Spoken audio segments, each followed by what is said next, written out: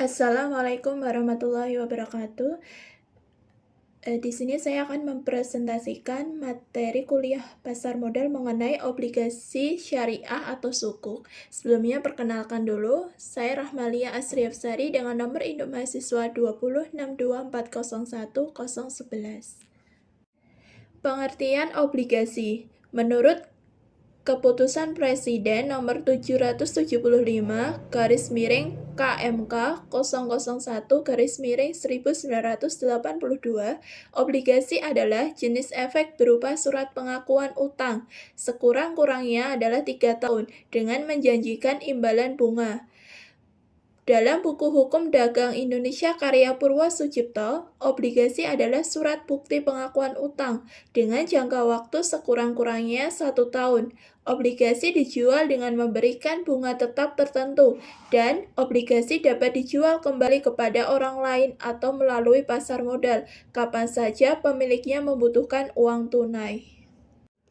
Skema obligasi. Yang pertama, di sini ada investor akan memberikan obligasi kepada sekuritas. Yang kedua, sekuritas akan memprosesnya dengan membelikan obligasi di bursa atau pasar, yang mana menjadi tempat jual beli efek. Yang ketiga, setelah melalui proses yang ada, investor akan mendapatkan obligasi dan perusahaan akan mendapatkan uang dari investor tersebut. Dengan begitu, perusahaan sudah mendapat dana atau telah memiliki utang kepada investor. Yang keempat, pada jangka waktu yang telah disepakati bersama, perusahaan akan membagikan kupon kepada investor melalui perantara sekuritas. Dan yang terakhir, kupon tersebut dapat dicairkan sebagai bentuk pelunasan utang kepada investor, lengkap dengan bunganya. Gambaran obligasi. Misalnya, seorang investor membeli obligasi seharga Rp1.000.000 dengan jangka waktu 1 tahun dengan bunga fix sebesar 20% dan kupon akan diberikan setiap bulan. Maka investor akan mendapatkan kupon setiap bulannya yang besarannya adalah sebesar Rp100.000. Jadi, setelah 12 bulan, jumlah kupon investor berjumlah Rp100.000 dikalikan dengan 12 bulan, yaitu sebesar 1.200.000. Modal investor sebesar 1 juta dan di akhir investor akan mendapatkan 1.200.000.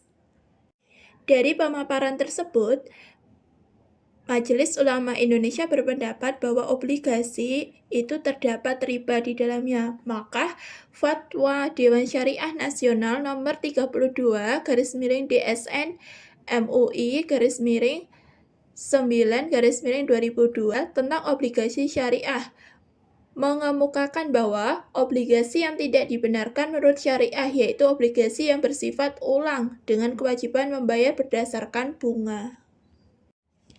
Pengertian obligasi syariah.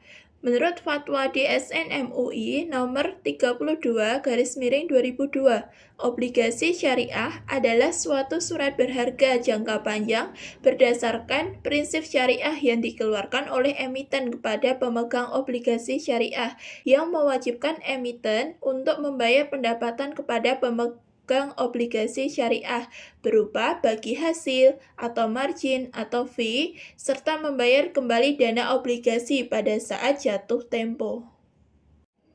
Gambaran obligasi syariah. Semisal seorang investor membeli obligasi syariah seharga Rp1.000.000 dengan disepakati bagi hasil 60% untuk emiten dan 40% untuk investor dengan jangka waktu 1 tahun. Dalam perjalanannya, dari uang sebesar 1 juta, perusahaan dapat menghasilkan uang sebesar 1.100.000 sehingga akan untung Rp100.000. Maka perusahaan wajib memberikan 40% dikalikan 100.000, maka sebesar Rp40.000 kepada investor.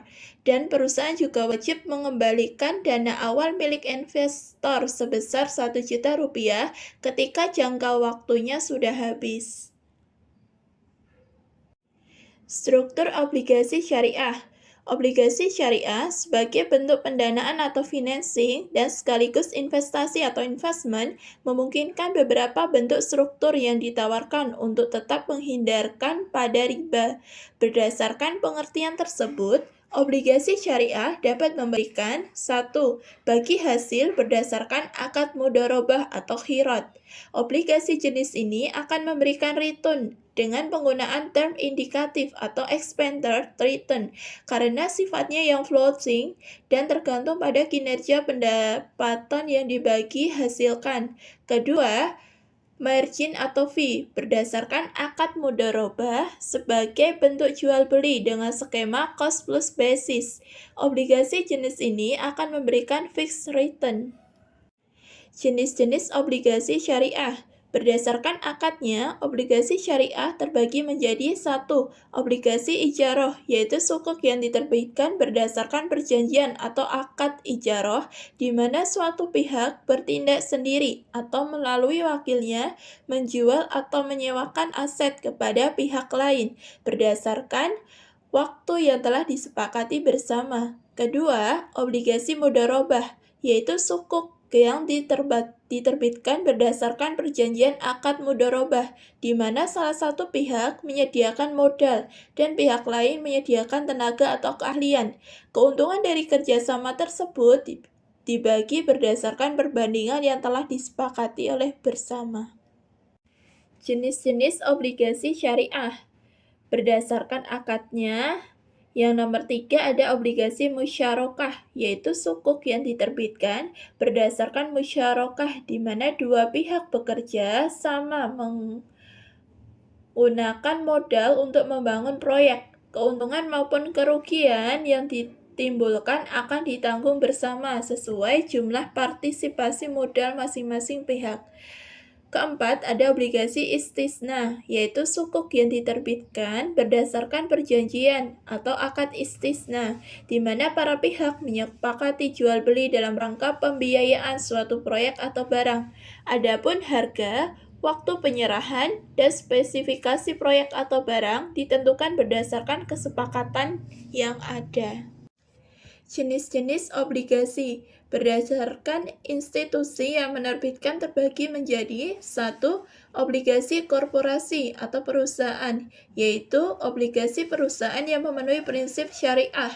Dalam penerbitannya terdapat pihak-pihak seperti obligor, yaitu emiten yang bertanggung jawab, wali amanat, dan investor. Kedua, ada surat berharga syariah negara atau SBSN, yaitu surat berharga negara yang diterbitkan berdasarkan prinsip syariah sebagai bukti atas bagian-bagian penyertaan aset SBSN, baik dalam mata uang rupiah maupun valuta asing. Skema obligasi syariah ijarah atau sukuk retail. Yang pertama, investor menjadi pihak yang memberikan sewa dan emiten menjadi pihak penyewanya.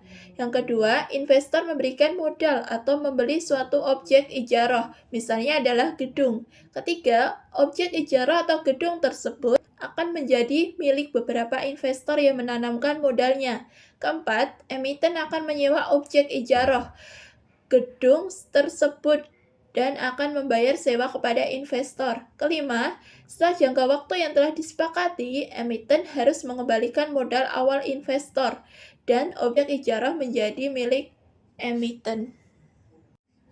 Contoh sukuk retail, semisal harga satu lembar SR001 sebesar 10 juta rupiah dengan jangka waktu jatuh tempo 1 tahun, maka harga sewa atau bagi hasil objek ijarah tersebut sebesar Rp1.200.000 dan setelah 1 tahun, maka objek ijarah akan dibeli oleh emiten dari investor sebesar Rp10 juta sebesar modal awal investor tersebut. Sekian presentasi dari saya. Apabila ada salah, saya mengucapkan mohon maaf yang sebesar-besarnya. Terima kasih. Wassalamualaikum warahmatullahi wabarakatuh.